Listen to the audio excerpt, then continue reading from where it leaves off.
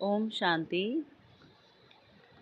आज 14 जून 2024। आज की साकार मुरली में बाबा ने कहा, मीठे बच्चे, तुम्हें अब ज्ञान का तीसरा नेत्र मिला है, इसलिए अब तुम्हारी आँख किसी में भी डूबनी नहीं चाहिए। प्रश्न है, जिन्हें पुरानी दुनिया से बेहद का वैराग्य होगा, उनकी निशानी क्या होगी? वो अपना सब कुछ बाप को अर्पण कर देंगे, हमारा कुछ भी नहीं। बाबा, हमारी ये देह भी नहीं है, ये तो पुरानी देह है, इसको भी छोड़ना है। उनका मोह सबसे टूटता जाएगा, नष्टो मोहा होंगे। उनकी बुद्धि में रहता है कि यहाँ का कुछ भी काम नहीं आना है, क्योंकि ये सब हद का है। ओम शांति।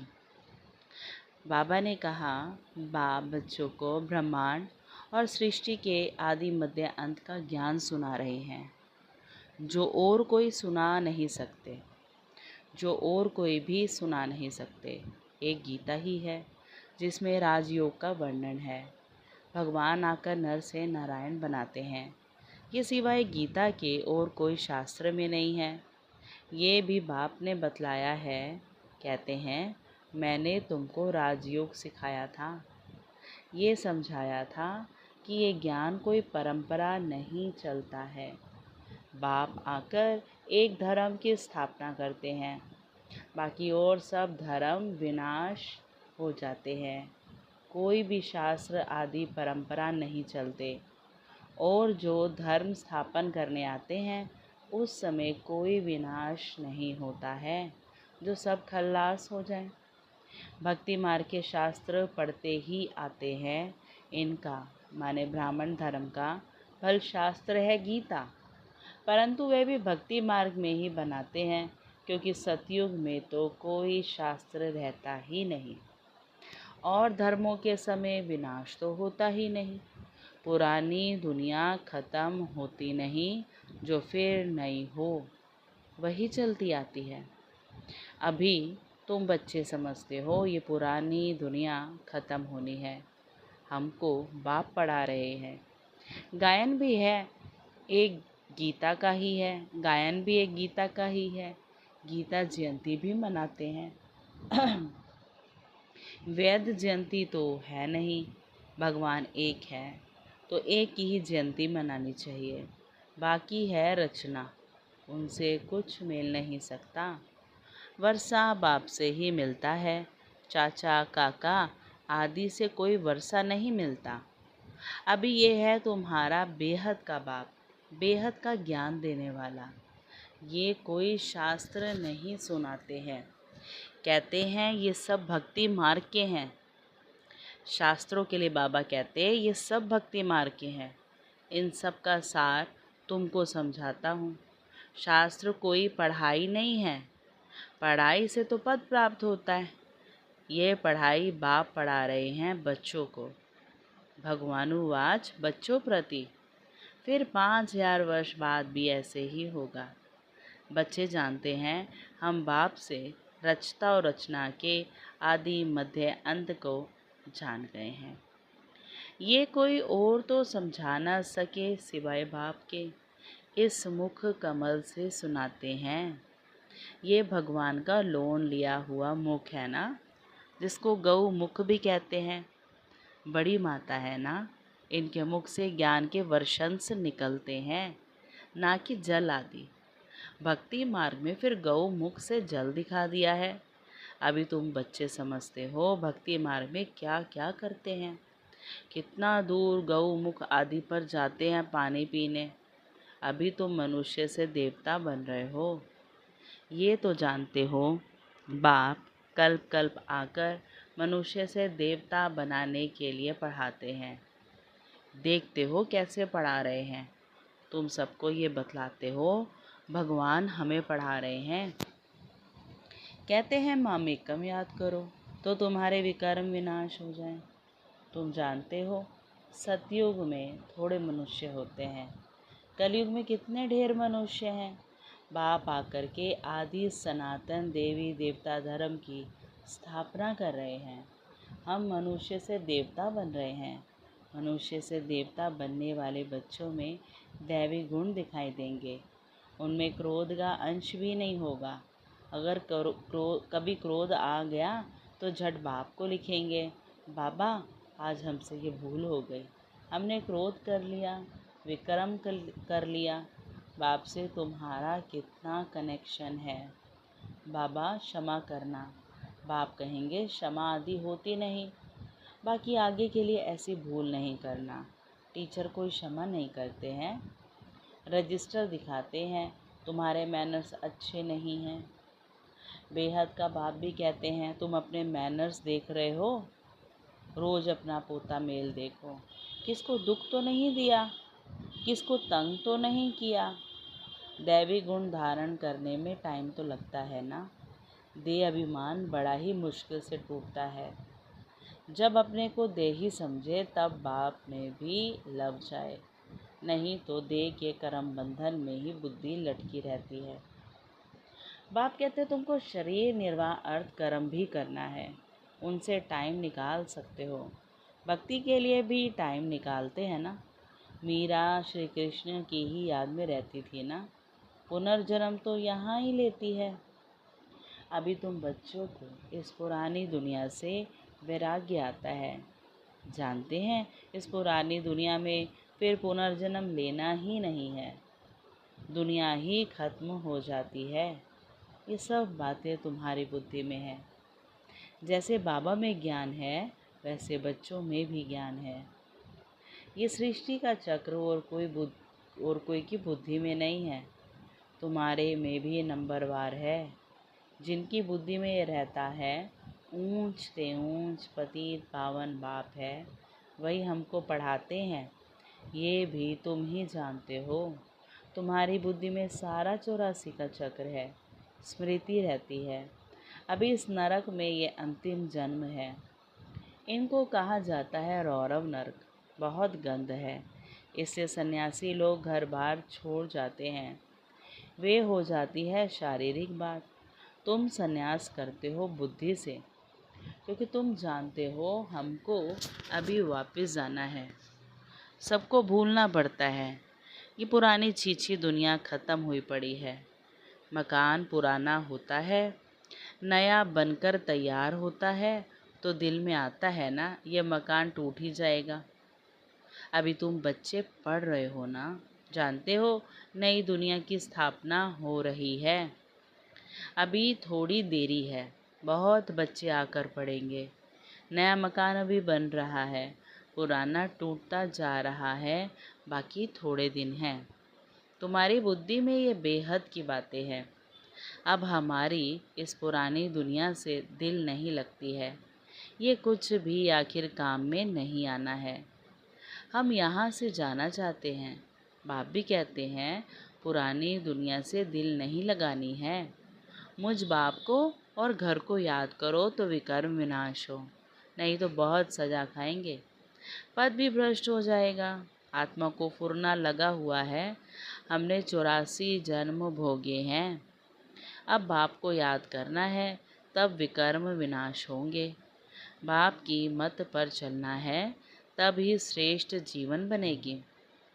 बाप हैं ऊंचे ते ऊंच, ये भी तुम ही जानते हो। बाप अच्छी रीति स्मृति दिलाते हैं। वे बेहद का बाप ही ज्ञान का सागर है, वही आकर पढ़ाते हैं। बाप कहते हैं ये पढ़ाई भी पढ़ो, शरीर निर्वाह अर्थ भी सब कुछ करो, परंतु ट्रस्टी होकर रहो। जिन बच्चों को पुरानी दुनिया से बेहद का वैराग्य होगा, वे अपना सब कुछ बाप को अर्पण कर देंगे।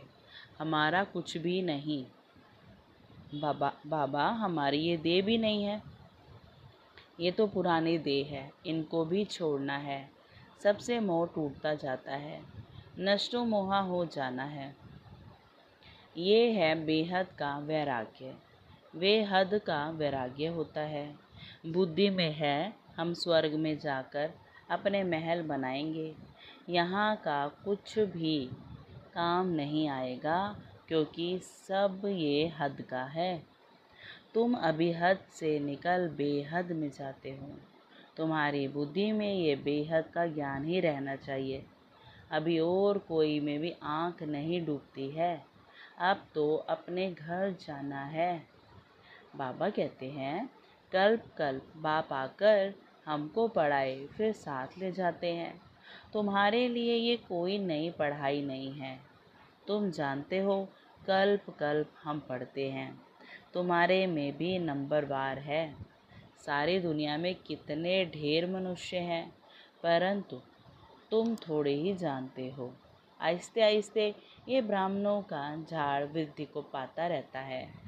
ड्रामा प्लान अनुसार स्थापना होनी ही है। बच्चे जानते हैं हमारी रूहानी गवर्नमेंट है। हम दिव्य दृष्टि से नई दुनिया को देखते हैं, वहाँ ही जाना है। भगवान भी एक ही है, वही पढ़ाने वाला है। राजयोग बाप ने ही सिखलाया था। उस समय लड़ाई भी बरोबर लगी थी।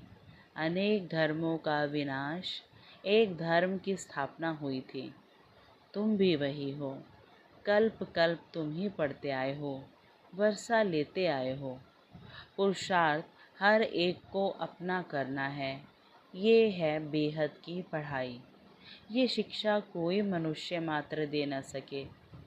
बाप ने श्याम और सुंदर का भी राज समझाया है। तुम भी समझते हो, अभी हम सुंदर माने पवित्र बन रहे हैं। पहले श्याम थे। श्री कृष्ण कोई अकेला थोड़े ही था, सारी राजधानी थी ना। अभी तुम समझते हो हम नरकवासी से स्वर्गवासी बन रहे हैं। अभी तुमको इस नरक से नफरत आती है।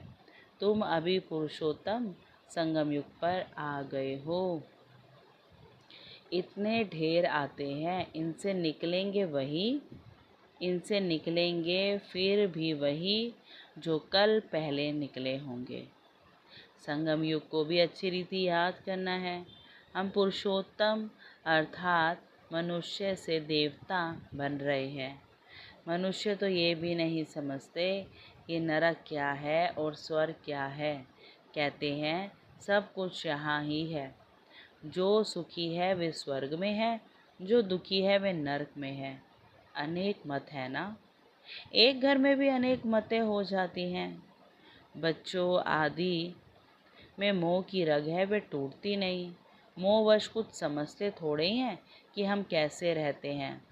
पूछते हैं बच्चे की शादी कराएं, परंतु बच्चों को ये भी लॉ नियम समझाया जाता है कि तुम स्वर्गवासी होने के लिए एक तरफ नॉलेज ले रहे हो, दूसरे तरफ पूछते हो उनको नरक में डालें। पूछते हो तो बाबा कहेंगे जाकर करो। बाबा से पूछते हैं तो बाबा समझाते हैं इनका मोह है, अब ना करेंगे तो भी अवज्ञा कर देंगे। बच्चे की तो करानी ही है, नहीं तो संग दोष में खराब हो जाती है। बच्चों को नहीं करा सकते, परंतु हिम्मत चाहिए ना। बाबा ने इनसे एक्ट कराया ना, इनको देखकर फिर और करने लग पड़े। घर में भी बहुत झगड़े लग पड़ते हैं। ये है ही झगड़ों की दुनिया, कांटों का जंगल है ना, एक दो को काटते रहते हैं। स्वर्ग को कहा जाता है गार्डन, ये है जंगल। बाप आकर कांटों से फूल बनाते हैं, कोई विरले निकलते हैं। प्रदर्शनी में भल हाँ हाँ करते हैं, परंतु समझते कुछ भी नहीं। एक कान से सुनते हैं और दूसरे कान से निकाल देते हैं। राजधानी स्थापन करने में टाइम तो लगता है ना। मनुष्य अपने को कांटा समझते थोड़े ही हैं। इस समय सूरत मनुष्य की भल है, परंतु सीरत बंदर से भी बदतर है। परंतु अपने को ऐसा समझते नहीं हैं, तो बाप कहते हैं अपनी रचना को समझाना है। अगर नहीं समझते हैं तो फिर भगा देना चाहिए, परंतु वह ताकत चाहिए ना।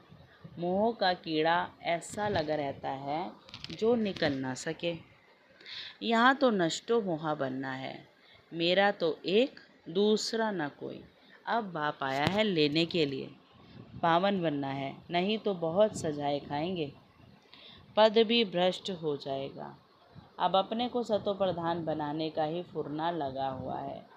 शिव के मंदिर में जाकर तुम समझा सकते हो, भगवान ने भारत को स्वर्ग का मालिक बनाया था, अब वह फिर से बना रहे हैं। कहते हैं सिर्फ मामे कम याद करो। अच्छा, मीठे मीठे सिकीलदे बच्चों प्रति माता पिता बाप दादा का याद प्यार और गुड मॉर्निंग। रूहानी बाप की रूहानी बच्चों को नमस्ते। हम रूहानी बच्चों की रूहानी बाप दादा को नमस्ते नमस्ते नमस्ते। फिर धारणा में बाबा ने कहा, इस पुरानी दुनिया से बेहद का वैरागी बन अपना सब कुछ अर्पण कर देना है। हमारा कुछ भी नहीं, ये देह भी हमारी नहीं, इनसे मोह तोड़ नष्ट मोह बनना है। कभी भी ऐसी कोई भूल नहीं करनी है जो रजिस्टर पर दाग लग जाए। सर्व दैवी गुण धारण करने हैं, अंदर क्रोध का जरा भी अंश न हो। वरदान है कहना सोचना और करना, इन तीनों को समान बनाने वाले ज्ञानी तू आत्मा भव। अभी वानप्रस्थ अवस्था में जाने का समय समीप आ रहा है। इससे कमजोरियों के मेरेपन को व व्यर्थ के खेल को समाप्त कर कहना सोचना और करना समान बनाओ, तब कहेंगे ज्ञान स्वरूप। जो ऐसे ज्ञान स्वरूप ज्ञानी तू आत्माएं हैं, उनका हर कर्म संस्कार गुण और कर्तव्य समर्थ बाप के समान होगा। वे कभी व्यर्थ के विचित्र खेल नहीं खेल सकते, सदा परमात्मा मिलन के खेल में बिजी रहेंगे। एक बाप से मिलन मनाएंगे और औरों को बाप समान बनाएंगे। स्लोगन है सेवाओं का उमंग छोटी छोटी बीमारियों को मर्ज कर देता है। और अव्यक्त इशारे हैं अंतर्मुखी अर्थात मुख और मन का मौन रखने वाले। मुख का मौन तो दुनिया में भी रखते हैं, लेकिन यहाँ व्यर्थ संकल्प से मन का मौन होना चाहिए। जैसे ट्रैफिक कंट्रोल करते हो तो व्यर्थ की ट्रैफिक को कंट्रोल करते हो, वैसे बीच बीच में एक दिन मन के व्यर्थ का ट्रैफिक कंट्रोल करो। अच्छा, ओम शांति। शुक्रिया मीठे बाबा, शुक्रिया।